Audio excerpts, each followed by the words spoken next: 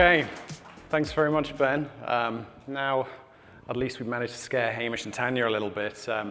I've got their attention, so let's get going. So I'm going to talk about isolated tenancy. So I want to start off with a quick question. Anyone here, by quick show of hands, has been involved in, worked with, or developed a system that uses isolated tenancy? Oh, yes, yes. 3 people, 4, wow, good stuff. That's amazing. To be honest, most of the time people do this, poof, in the too hard basket, can't be bothered. It is possible, and it's not necessarily going to kill your product. The thing I got reminded yesterday is I actually need to probably explain Footgun. Traditionally, Footgun is a feature that you develop that means your users shoot themselves in the foot. In this sense, I'm actually using it slightly in a more broader context in that as a product owner or a developer or a company that actually is developing product, you could kill your own product by developing a specific feature. And what I want to say is that it's not necessary for isolated tenancy despite some of the preconceptions. So, a little bit context in terms of the presentation itself. Mechanical Rocks develops a product called Wayfinder. It's a product that helps people develop software better and more effectively. It's based around the 4 DORA metrics, lead time, deployment frequency, change failure rate, and time to restore. And in order to get those metrics, we need 3 different data sources from our customers. We need source control, we need CI/CD pipeline, and we need incident management data. So effectively, we're asking our customers to hand over their data to us, put it into our system. We're going to churn it up and produce those metrics and then recommendations for them on how to actually improve as well. So this presentation is really about that journey that we've had in terms of developing a product, a SaaS product, that has isolated tenancy in it, and some of the lessons we've learned along the way. So what are we going to cover? What is isolated tenancy? Why would you want isolated tenancy? Why would you not want it? What's the right level of isolation? How do you build and deploy something like that? And all the way through it, we're going to ask this question, is it right for your project? Because it's not necessarily the right thing to do. So, first of all, what is isolated tenancy? So, 2 sides of the screen, we're going to keep doing this, shared, isolated on either side. So, shared tenancy, you've got multiple users, all their data's in a single data store. Whereas isolated, you've got a separate data store per user or per organization. And normally at this point, people put up pictures of houses and apartment blocks. So I'm not going to patronize anyone with that. And I'm going to assume you all know a little bit of SQL. So down the bottom there, in the isolated world, you've got to do something like select star from table where tenant ID is my ID. So you're pulling out specifically and only your tenant's data. Whereas in an isolated scenario, it's much simpler. You can do select star from table. You don't have to then think about anything else. You don't need to worry about it, which means in terms of development, you don't have to think about sort of testing for all of those other cases where there could be data in there that you don't want. So, quick bit of terminology, because I'm using isolated and shared. That's the choice we made on the project. There are other terminology that's been used out there. Pooled and siloed is quite common. Multi and single, unfortunately, is way too common. It's confusing. Please don't use it. I don't like it. Think about it this way. Single, is it a single data store, or is it a single data store per client? It's not clear enough. I don't like it. We're going to talk about shared and isolated at least as we kind of go through today.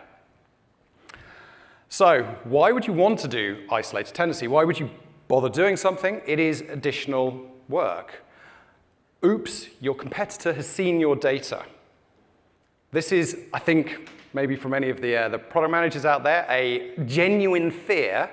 It's something that kills products, and it kills companies as well. Leaking cross-customers' data is a really serious problem. And it's something you really don't want to be on the end of that call when someone comes through and go, that's not mine. I've just seen all my competitors' data. I have a competitive advantage. I'm going to kill them.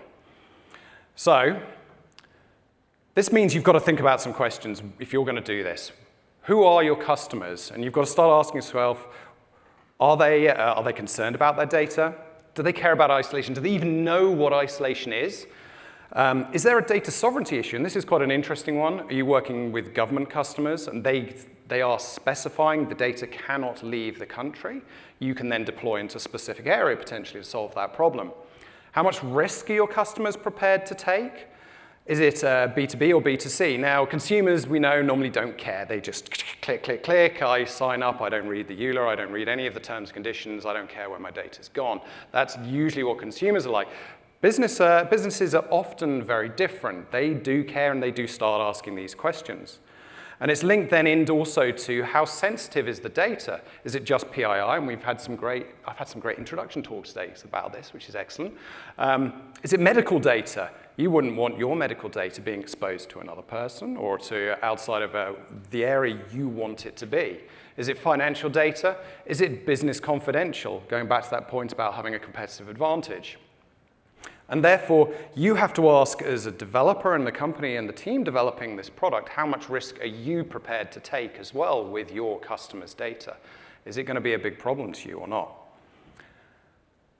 So, going back to that point I said, we are asking customers to give us their data. This is the reaction I've had very, very many times, not just in what I'm doing with Wayfinder, but in previous lives in other companies where I've been also trying to get clients' data out of their systems and put it in the cloud. They start going, I'm going to need to run that past insert department name here, which could be legal, security, management, HR, and they kind of just kick the can down the road or over the wall, and it gets lost. And it's very difficult to recover in that respect, to actually persuade the customers, we're good, we know what we're doing. So what we want to do as a company is we want to be able to say certain things to our clients. We want to be able to say, your data is isolated. Your data is separately encrypted. We can easily delete your data.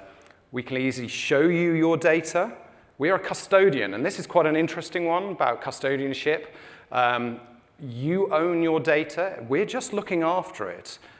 It is still your data, and it means you remain in control. So what we're trying to do here is we're trying to build trust. We're trying to build trust with our customers so that it makes it easy for them to say yes, and it's harder for them to say no.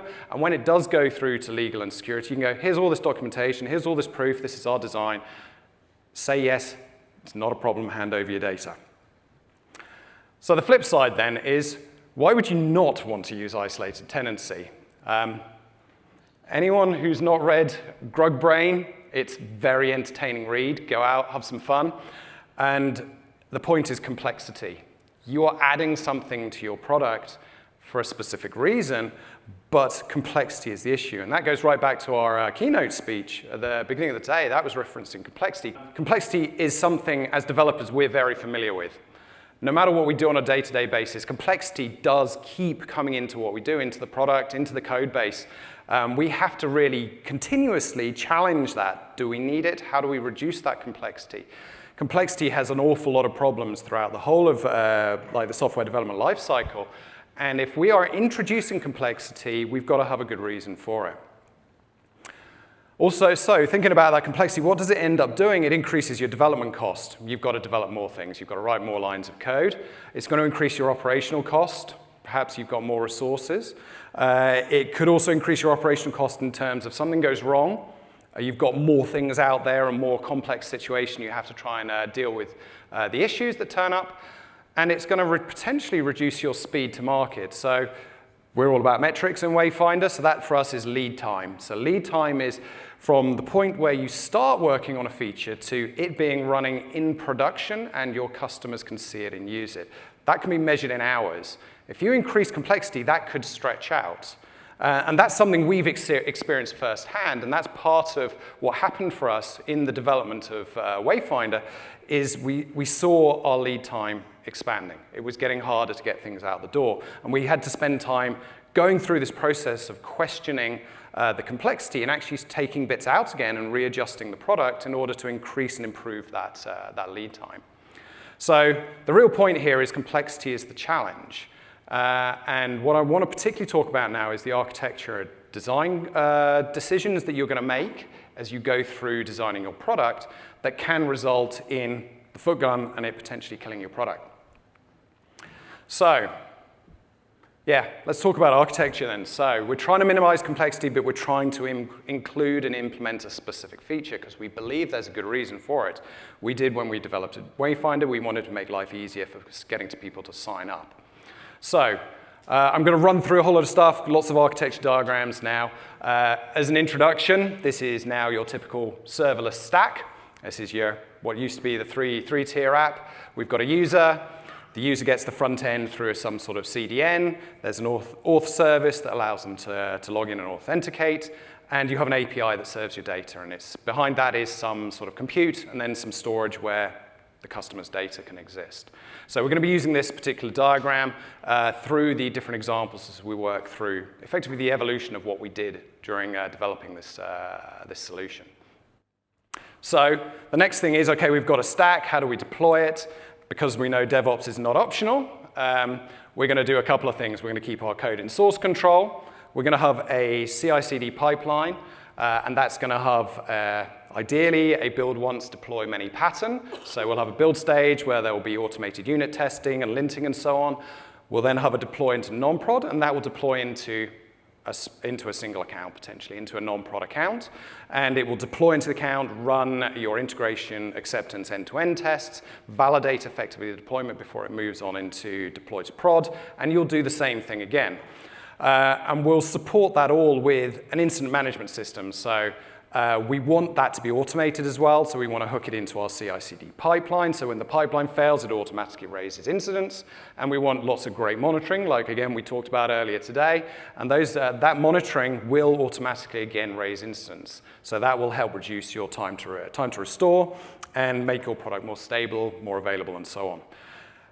This, of course, supports small changes. We want to maximize flow in terms of the DevOps meaning of the word. We want to have things moving quickly and rapidly through our development process so that it gets out to the customers quickly.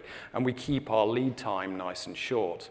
So that's our scenario. That's the situation we're talking about. We've got a stack, and we're deploying it. Good stuff. So let's think then about what was to happen if we're talking isolation. So we've got two complete extremes, and this is often where people get hung up on isolated tenancy. They go, there are two extremes, I don't want this one, I'm therefore going to use this. So those extremes are, on the left, your left, my right, left over there, is all the clients in one app, in one account. So all the clients are accessing through single endpoint to a common data store. The complete extreme in cloud terms, and I'm going to ignore the people that still keep boxes under their desks, is one account per client. So every time a client registers, we're going to deploy a new cloud account, configure the account, attach it to our pipeline, and deploy into that account. Sounds pretty complicated. No real justification for doing that, at least as we could see. So the point then is there aren't just those two extremes. There's a lot of options in between, and certainly in the few people I have discussed this with, they've always said, yeah, there are so many ways you could do this, and that is absolutely right. There are many ways you can do this. And you've got to decide what suits your needs. So what suits your business, your customers, and your team. But you need to remember is every step you take away from that account isolation, you do increase risk. And you have to make that decision what's acceptable to you in the business terms and also development terms as well. So what we want to do is we're going to walk back a bit and go, OK, well, what happens as we step away from account-based isolation? The first one then would be, OK, we're going to have a single account for our prod workload. We could isolate by deployment stack. So we're going to deploy our entire application multiple times in a single account. It means you end up with something like you have a subdomain. You send your clients to a subdomain, and it redirects through DNS to the appropriate stack within a single account. Quite possible. Honestly, it's not so different from account-level isolation, and it still seems unnecessarily complicated and quite a lot of hard work doing that complete copy all the time. But the next step after that, if we're going to go, OK, well, we're going to take another step further away from account isolation, is we've actually then got to start dividing up our stack. So we've got to ask the question then, which resources could be shared? And we can actually fairly easily divide it up. We could say, well, this lot, all our auth and API and our compute could be shared. But this bit we want to keep isolated, because if we keep it isolated, we're able to make those statements to our customers. Your data is isolated, it's secure, it's separately encrypted, all of that good stuff. So If we do that, we end up with something that then looks a bit like this. So for each client, horizontally, they have their own data store. But that changes the application quite fundamentally because it's a common endpoint. It's going through a common API. This is good. This is then very bad because then we've broken our isolation. We then have exposed the data to the wrong client. And so the challenge then very much changes. It becomes a challenge of securing access to the data while still retaining that data isolation. So it becomes a different challenge in terms of the architecture and the development that you're then doing. So that then means you have to start thinking about boundaries. What's the security perimeter of your application? And where do authentication and authorization occur? Now, typically, you have a perimeter. And that perimeter, you make your request into your API. Your authorization service goes, I'm going to validate that. You're all good. In it goes, collects data, and returns it. We're now splitting up our stack into a shared and isolated component. And it means, actually, we've got an internal boundary, not just the external boundary that has to be crossed.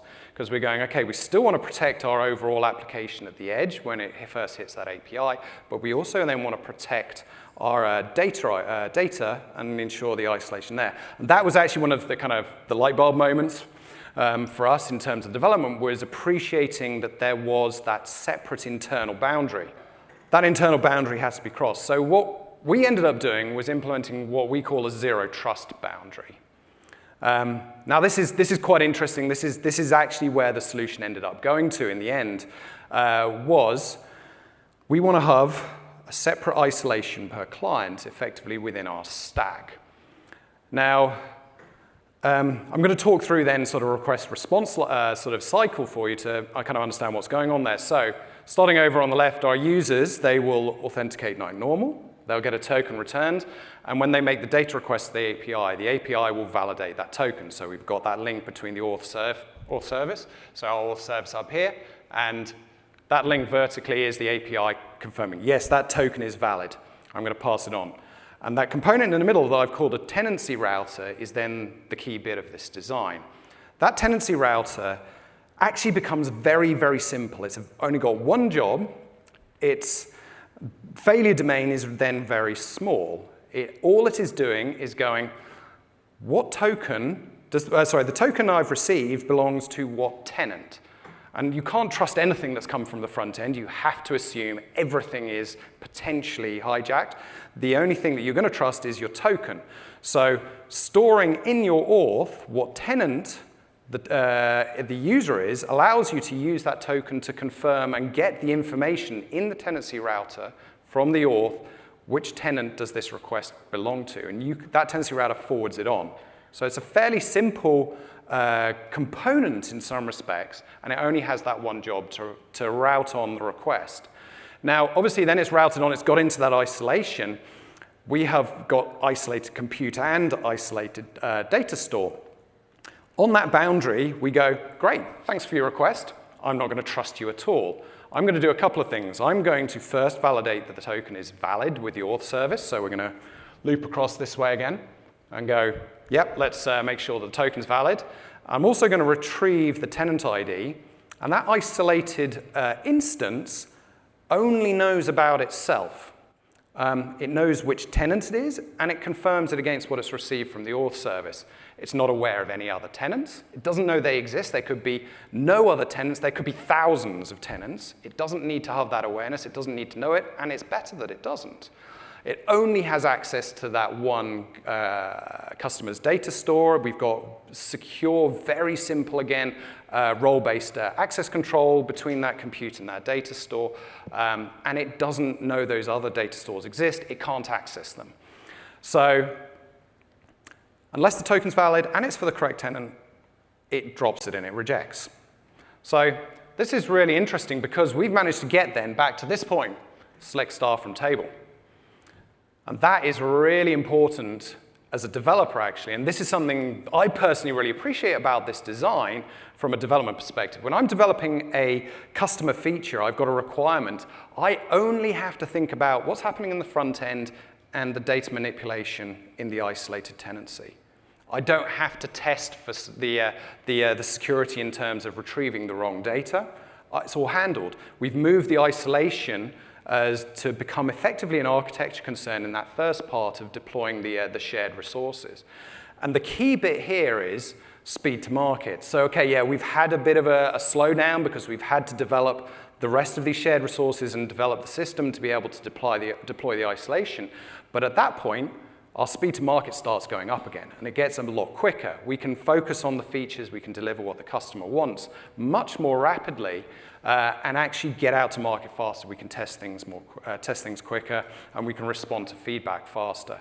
So actually, at that point, you have an advantage over the shared tenancy situation, because your development experience is going to be better, and is going to be cleaner, and is going to be easier. So that's all good. So we've got ourselves a solution now. We've got ourselves a stack that we want to now deploy into our account. So how do we build and deploy? We've got to talk both about the application and the tenant here. So provisioning new tenants becomes a slightly different process. I mean, most people are used to, you just click some stuff, you hit it, and you're done.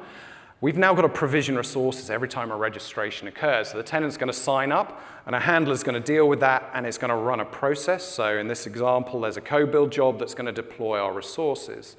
And those resources have got to be deployed before the client can then log in and actually start using things. From a UX perspective, not as great, but you display that in a specific way. You go, thanks for signing up. We're going to go and do our security thing to make sure that your tenancy is deployed separately. We're doing all our good security work in the background. We'll let you know when it's done. And it only takes a few minutes. It's pretty quick to do. We've got a 5 to 10 minute deployment for this. And then we have an email that goes out to the user so that they can then log in. So in terms of provisioning the tenants, we then have to add a couple of components into our stack. We need to have a data store now in our shared resources that manages then our tenant's lifecycle, manages the request, and whether has that tenant been actually deployed successfully. And we've got to put that deployment, that resource to be able to deploy the isolated tenants also in our shared resources as well. So most people are used to seeing a code build jobs only in your pipeline. They're just a resource. You can deploy them in your stack as well. There's no reason why you can't do that, to do things and manage lifecycle and the resources you've got in your application. So what happens then is that as people sign up, we've then got new tenancies being deployed progressively as they do, and then notified. So how do we actually then deploy and update our application, and what's the additional complexity we've got to deal with there? So in our CI/CD pipeline, so thinking about what I said before about the pipeline, our deploy stage then has to change. And we're going to have to break things up a little bit more. So we're going to deploy our shared components first.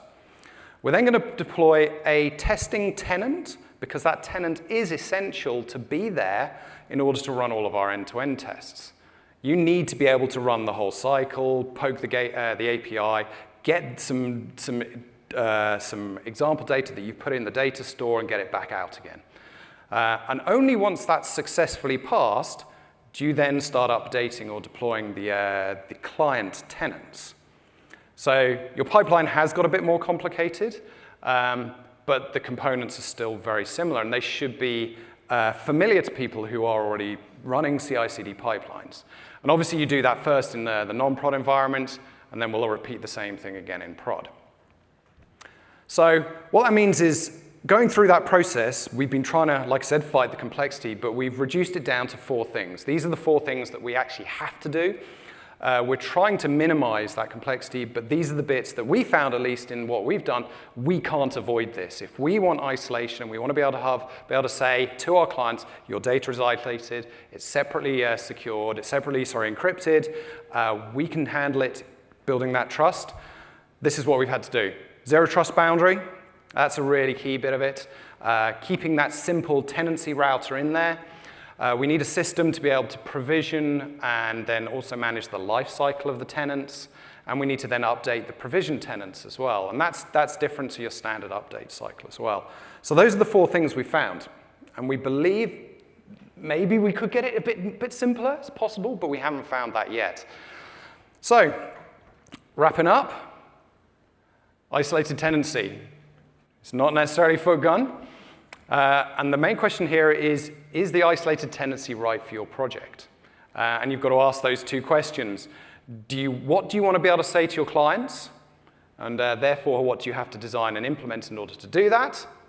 How much risk can you accept as a company? And if you say, yes, I have got those valid, good reasons that I want the isolation, I'm going to move on and I'm actually going to have to start thinking about a couple of things. What's the right level of isolation? You've got to choose that.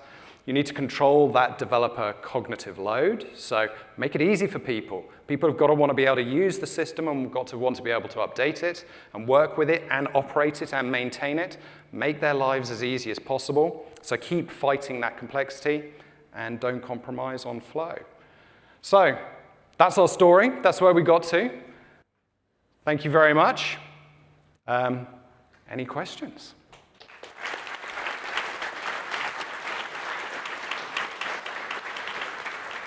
Cool. So I think given what a rich and complex topic it is, and to keep us on time, we'll just take one question, and then please take a good look at Ed. He's wearing the Wayfinder shirt, so if you do have more questions about Wayfinder or the topic in general, please don't be afraid to go and ask him. Thanks for the talk. It was very good. One of the things you mentioned at the beginning was the right to be forgotten. So when someone's deleting, but that isn't actually included in your presentation. So how do you deal with things like backups and logs where someone needs to be removed? So we're very conscious about the logging. The logging we ensure doesn't include client data. So it's all, we have a client ID, that is a UUID. And that is the only reference we have. All the PII is stored exclusively in the auth service, and so any references, again, are effectively UUIDs for the user in the auth service. It can all be cleaned out. It's gone. So backups is a good point, but effectively, we've got a separate table, separate database. You just delete the table in the database as well. It's a backup separately for that table as well. It's cloud-based. We've just got a list of the backups. Delete. Very. It sounds like that one could become an extended debate, so we may take the question offline. And if anyone's interested, we'll publish the outcome of the architectural decision record in Slack. Cool. Amazing. Thank you. Please thank Ed.